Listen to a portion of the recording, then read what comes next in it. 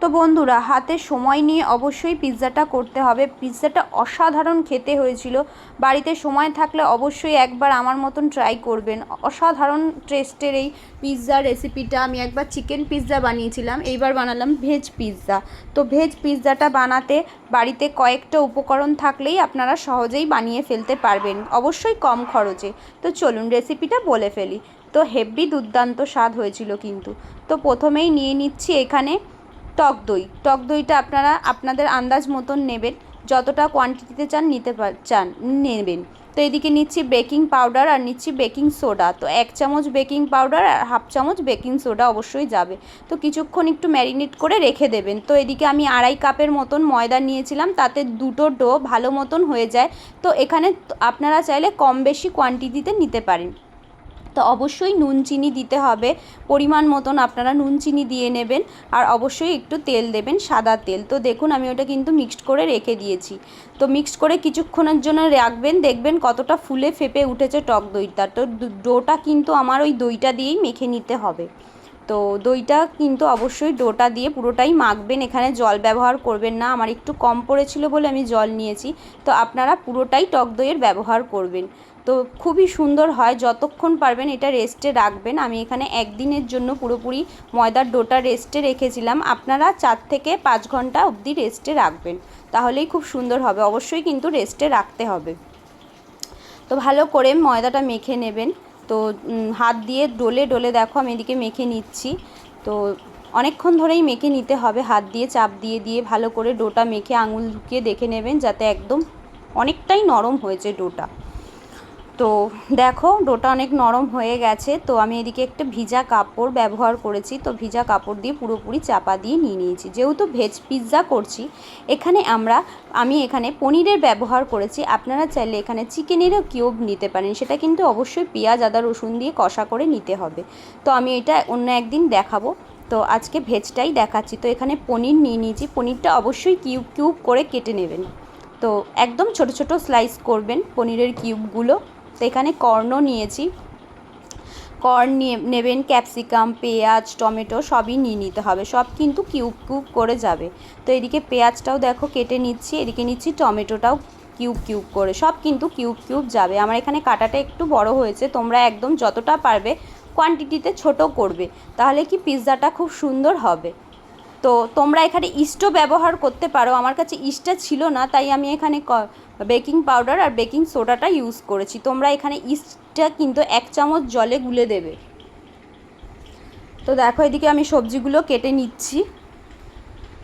তো অবশ্যই কিন্তু এটা সময় লাগবে, অনেকটাই সময় লাগবে। সময় থাকলে এটা একটু বানিয়ে নেবে, এটা কিন্তু কম সময় হবে না। আগেই আমি বলেছি এটা একটু বেশিক্ষণ সময় দিতে হবে। তো পেঁয়াজের কিউবগুলো এরকম ছাড়িয়ে নেবে, একসাথে যেন না থাকে, সব কিছু ছাড়িয়ে নেবে। তো টমেটোমের ভেতরের পিলটাও ভেতর দিয়ে বার করে নেবে।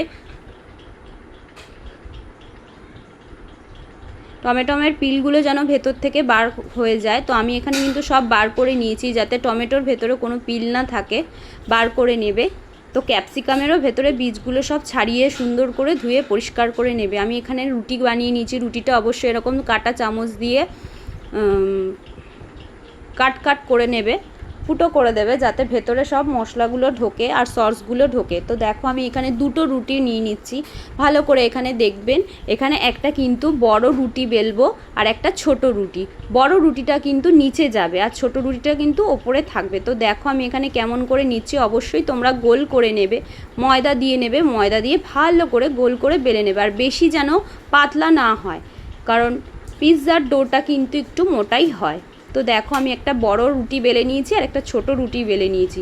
বড় রুটিটা কিন্তু আমি বারবার বলছি নিচে যাবে, আর ছোট রুটিটা কিন্তু ওপরেই থাকবে। তো চলো দেখিয়ে দিই তোমাদের। তো থালায় যেই থালাটা নিয়ে নেবে সেই থালায় অবশ্যই তেল ব্রাশ করে নেবে। তো এরকমভাবে সেট করে নেবে চেপে চেপে। তা এদিকে দেখো আমি চিলি ফ্লেক্সটা বানিয়ে নিচ্ছি। তো চিলি ফ্লেক্স বানাতে গেলে আমার এখানে শুকনো লঙ্কা গরম করে তাওয়াতে ভেজে, অবশ্যই বীজগুলো নিতে হবে, খোসাটা কিন্তু আমার কোনোই কাজে লাগবে না। তো পিৎজা পাস্তা সস বানাতে এদিকে আমি টমেটো নিয়ে নিয়েছি, 2টো টমেটো ছাড়িয়ে নিতে হবে, অবশ্যই ছাড়িয়ে নেবে। আর 2-4 কোয়া গোটা রসুন দেবে, আর হচ্ছে শুকনো লঙ্কা দেবে আর নুন দেবে, দিয়ে ভালো করে তেল দিয়ে মিক্সড করে নেবে। তো এইদিকে দেখো মিয়োনিজ বানাতে গোটা ডিম, নিয়ে নিচ্ছি এইদিকে রসুন 4 কোয়া, আর নিয়েছি নুন, আর নিয়েছি গোটা গোলমরিচ গুঁড়ো, আমার ছিল না তাই গুঁড়োটাই নিয়েছি। তো তোমরা গোটা গোলমরিচ গুঁড়োটা দেবে। তো দিয়ে ভালো করে দুটো সস মিক্সড করে নেবে, ভালো করে মিক্সড করে নেবে উপর থেকে। তো দেখো ছোটো রুটিটা কিন্তু আমি ওপরে দিয়ে নিলাম। এবার কিন্তু ওপরে আবার 2 ধরনের সস একভাবে দিয়ে নেবে, মেয়োনিজটাও দিয়ে নেবে, পিৎজা পাস্তা সসটা যেটা আমি বানিয়ে নিয়েছি সেটাও কিন্তু দিয়ে দিয়েছি, তোমরাও এরমভাবে বানিয়ে দিয়ে দেবে। তো কিন্তু তারপরে দিয়েছি কর্নগুলো সুন্দর করে গুছিয়ে দিয়েছি। তো ওপরে দিয়েছি চিলি ফ্লেক্স, আবার দিচ্ছি কর্ন, দিয়ে এরম করে সুন্দর করে সাজিয়ে নেবে। আর অবশ্যই কিন্তু অরিগ্যানো দিতে হবে। অরিগ্যানো তোমরা যে কোনো মার্কেটে গেলে পেয়ে যাবে, আমার কাছে অরিগ্যানো ছিল তাই আমি অরিগ্যানো দিয়ে নিয়েছি, অরিগ্যানো মার্কেট থেকে আনিয়ে নেবে। তো দেখো এদিকে গ্রেট করে চিজ দিয়ে দিচ্ছি, তোমাদের কাছে মজরেলা চিজটা থাকলেও দিতে পারো, আমার কাছে মজরেলা চিজটা ছিল না তাই আমি এমনি প্লেন চিজ মার্কেট দিয়ে এনে দিয়ে দিয়েছি। তো যত পরিমাণে চিজ দেবে অবশ্যই পিৎজাটা খেতে তত সুন্দর হবে। তো তোমরা যতটা কোয়ান্টিটিতে পারো চিজটা অবশ্যই কিন্তু বেশি করে দিও, তাতেই কিন্তু পিৎজাটা খুব সুন্দর হবে। তো দেখো আমার পিৎজাটা একদম রেডি, পুরো তাওয়াটা কিন্তু আমি ফ্রি হিটে গরম করে নিয়ে বসিয়ে নিয়েছি, একদম লো ফ্লেমে রেখে পিৎজাটা তারপরে নামিয়ে নেবে।